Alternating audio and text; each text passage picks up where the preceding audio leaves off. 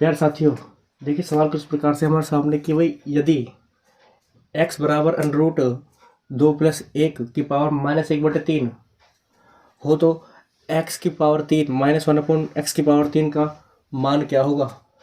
Option कुछ तरीके से हमारे सामने कि 0 अंडर रूट 2, -2 और 3 अंडर रूट 2। चलिए, तो सवाल को करने का तरीका क्या है। देखिए, जो चीज़ हमें गिवन है और ये हमसे पूछा गया है, तो सवाल के अंदर जो कुछ चीज़ें बनानी है या बनेंगी वो यहीं से बनेंगी कुछ ना कुछ। तो देखिए, बनाने की कोशिश करते हैं। सबसे पहले तो मैं यहाँ पर लिखूँगा कुछ इस तरीके से, x बराबर हमें दिया गया है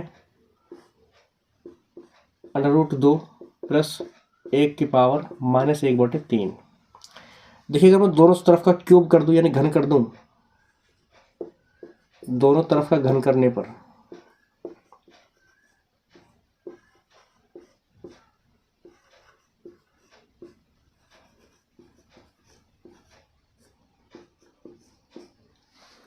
तो आप देखेंगे कि यहाँ पर तो क्यूब लग जाएगा और इधर भी आपका अंडर रूट 2 प्लस 1 की पावर 1/3 के ऊपर क्यूब लग जाएगा। और कुछ इस तरीके से ये आपका अंडर रूट 2 प्लस 1 -3/3 हो जाएगा। ये दोनों आपस में गुणा होती हैं और 3 से 3 कट जाएगा। तो कुछ इस तरीके से आपका आएगा अंडर रूट 2 प्लस 1 की पावर -1। और इस -1 को पॉजिटिव बनाने के लिए इसको नीचे ले जाएंगे, यानी 1/में चला जाएगा अंडर रूट 2 प्लस 1। देखिए, कॉन्सेप्ट है छोटा सा। यदि पावर माइनस में हो तो इसको हम 1/x लिखा जा सकता है इस तरीके से। तो देखिए, अगर किसी x की पावर -1 है तो उसको पॉजिटिव करने के लिए नीचे ले आइए सर। उसी कॉन्सेप्ट को हमने यहाँ पर यूज़ किया है और ये आपका नीचे आ गया है और हमें मिल गई है x की पावर 3 की वैल्यू। देखिए, अब हमें कुछ दिखाई दे रहा है यहाँ पर सवाल के अंदर कि हमसे पूछी है x की पावर 3 -1/x की पावर 3 की वैल्यू, और हमारे पास x की पावर 3 की वैल्यू तो आई चुकी है। तो यहाँ पर पुट कर देंगे सीधे सीधे। चलिए, यहाँ पर करता हूँ। देखिए, तो हमारे पास है x की पावर 3 -1/x की पावर 3।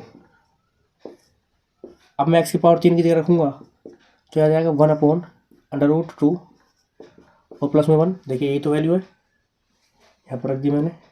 और माइनस के अंदर 1/, अब यहाँ पर x है, x की पावर 3 है तो उसकी जगह क्या आएगी 1/1/√2 प्लस 1। आपको पता है कि ये वाली वैल्यू जो है ऊपर चली जाती है इस तरीके से। तो यहाँ पर ये 1/√2 प्लस 1 और माइनस में √2 प्लस 1 आ जाएगी। अब हम यहाँ पर एलसीएम ले लेंगे, √2 प्लस 1। तो जब मैं यहाँ पर एलसीएम लूँगा तो ये क्या बनेगा 1 माइनस √2 प्लस 1 का होल स्क्वायर। जब एलसीएम लूँगा तो यहाँ से इससे तो ये कट जाएगा तो 1 का 1 बचेगा, माइनस उतरेगा और यहाँ पर कोई रोक टोक है ही नहीं तो सीधा जाकर मिलन करेगा आपका किससे, √2 प्लस 1 से। और जैसे मिलन करेगा तो ये दोनों वैल्यू सेम है इसलिए स्क्वायर हो जाएगा इनका। और देखिए, इनको थोड़ा सोल्व करने के लिए समझें कि यहाँ पर इस 1 का स्क्वायर है। अब यहाँ पर क्या बन गया, दो वर्गों का अंतर बन गया है, a² माइनस b²। अब a² माइनस b² की वैल्यू क्या है, हम पिछली वीडियोस में बात कर चुके हैं कि भाई a² माइनस b² की वैल्यू होती है a plus B a minus B. चलिए, यहाँ पर लिख देते हैं।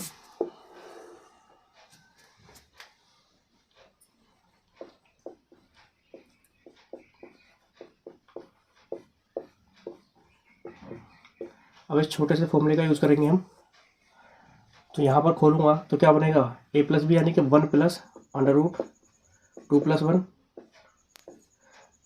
दूसरा इंटू में a माइनस बी यानी कि ये तो हमारा 1 है तो 1 माइनस, और क्या आएगा आपका √2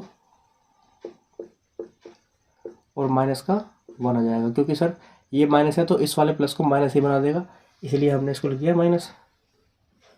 अब यहाँ पर आप देखें नीचे क्या है, √2 प्लस 1, √2 प्लस 1। चलिए, यहाँ पर आप देखेंगे कि 1 से 1 कट रहा है और माइनस √2 बाहर बचा हमारे पास, और ये आपका क्या बचा है 2 प्लस √2। चलिए जी, यहाँ पर बचा है आपका √2 और प्लस में 1। अब देखिए 2 प्लस √2, अब 2 का मतलब क्या होता है जी। ठीक है, 2 को हम लिख सकते हैं, क्या लिखा जा सकता है, 2 को हम लिख सकते हैं √2 मल्टीप्लाई √2। आपको पता है कि जब दो समान वर्गमूलों का गुणा होता है तो वह सिंपल संख्या बन जाती है, नॉर्मल जो नंबर होता है वही बन जाता है। जैसे कि आप देख रहे होंगे कि यहाँ पर क्या बन जाएगा, ये 2 बन जाएगा। ठीक है, तो जब हम इन दो अगर √2 की मल्टीप्लाई हो रही होती तो हम इसको 2 लिखते, तो क्या मैं वापस इस 2 को ये नहीं लिख सकता? जब हम इन दोनों चीज़ों को ये लिख सकते हैं सर, तो इसको भी हम ये भी लिख सकते हैं। जब हमको जरूरत पड़ेगी, जिस तरीके से हमें आवश्यकता होगी उस तरीके से हम उसको यूज़ कर लेंगे। तो मैं यहाँ पर लिखने वाला हूँ इस 2 की जगह पर √2 × √2। चलिए, तो यहाँ पर -√2 और इस 2 की जगह लिख दूंगा मैं √2 गुणा √2।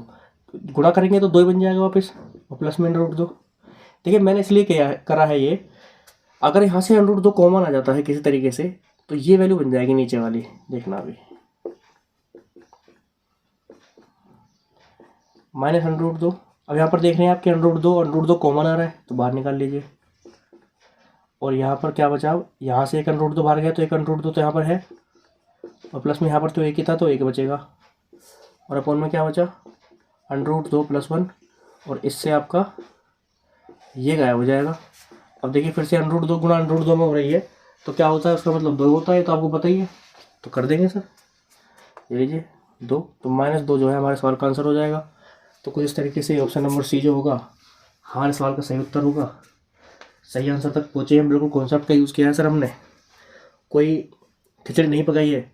लेकिन जब पेपर के अंदर आप सवाल करेंगे तो सर आपको इतना सारा करने की जरूरत नहीं होगी, सीधा आप ये लिखेंगे, जैसे आपको ये दिखेगा सीधा ये लिखेंगे, उसके बाद सीधा वैल्यू यहाँ पुट करेंगे, ये स्टेप लिखने की जरूरत नहीं है, सीधा ये लिखेंगे, इसके बाद सीधा ये लिख करके ये करते हुए दिखाई देंगे आप हमें। तो मुश्किल से 30 सेकंड के अंदर आपके सवाल का आंसर निकल रहा होगा। तो आपको कोई अलग से ट्रिक सीखने की जरूरत नहीं है, कि केवल हमारे ब्रेन की स्पीड के ऊपर है कि हम कितनी तेज़ी से सवाल को कर पाएँ। तो मुझे पूरी उम्मीद है सर कि आपको ये सवाल जो है समझ में आ गया होगा। चलिए नेक्स्ट सवाल की तरफ बढ़ते हैं।